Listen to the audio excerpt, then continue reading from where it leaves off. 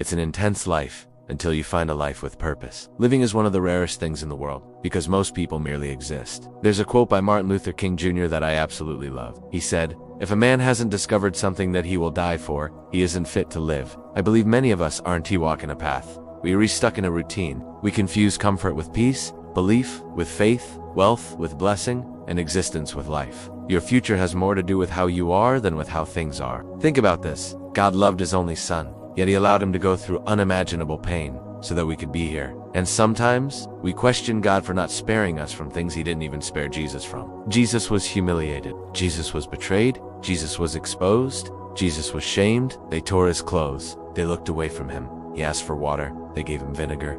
They pierced his side with a spear. Jesus endured things that often make us cry out, "God, have you forgotten about me?" And God answers, "Son, I didn't forget about Jesus on that cross. And on the third day, I called him back. I haven't forgotten about you in this crisis." The process shapes our character. The process turns boys into men. Hard times create strong men. Strong men create easy times. Easy times create weak men. And weak men create hard times. And this is where I like to say, this is the moment when boys are separated from men. Some sit back and ask, "Why me?" Others stand up and ask, "What am I supposed to learn in this season?" Maybe you've been asking, "God, why have I gone through so much?" And he says, "Because I want to break a cycle in your story. Because I want your child to look at you and see boldness, to see authority." Look at the story of Joseph. We all want to live in Joseph's governance, but not everyone is willing to endure Joseph's captivity. Joseph was humiliated. Joseph was forgotten. Joseph was rejected. Until one day, the prophetic word God had spoken years before came to pass. So many people want to live Joseph's dreams, but they give up the moment someone says,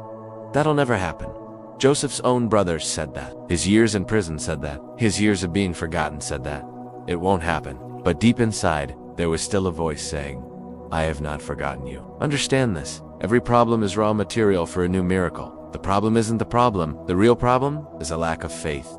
It's how we see our circumstances. What I want to remind you is, no matter your situation, whether financial, spiritual, emotional, or in your family, no giant standing in front of you today is any different from the giants that fell yesterday. Jesus waited for the right time to reign. He didn't wait for the Roman Empire to fall. He didn't wait for politics to favor him. Jesus didn't wait for things to get easier. Remember this. Too many people are waiting for the right environment, when the truth is, it's the favor inside you that's meant to change the environment around you. You're waiting for the conditions to change, but God is waiting for your favor to shift the circumstances. A man who knows what he carries doesn't need perfect conditions to move. It makes no sense for a virgin to give birth to the Son of God. It makes no sense for wooden planks to become an ark that would save a family and rebuild the world. It makes no sense for a man dead for days to come back to life just because someone outside called his name. It makes no sense to walk on water. Grad A says that's impossible. But only the one who created gravity can break its laws. Only the one who created matter can override it. Maybe we're part of the most anxious generation the world has ever seen. Without a doubt, the giants of this time are emotional, psychosomatic illnesses, battles in the mind and heart that manifest in the body. We are living through hard times. Our character is being tested, and the hard truth is, sometimes, it's the crisis that shapes our attitude, our enthusiasm, our joy, and even our hope. So here's my first invitation to you. Stop being a hostage to your circumstances. Stop being a hostage to what's happening around you. If there's one inheritance you can carry after surviving a crisis, it's this. Never forget where God has already brought you from.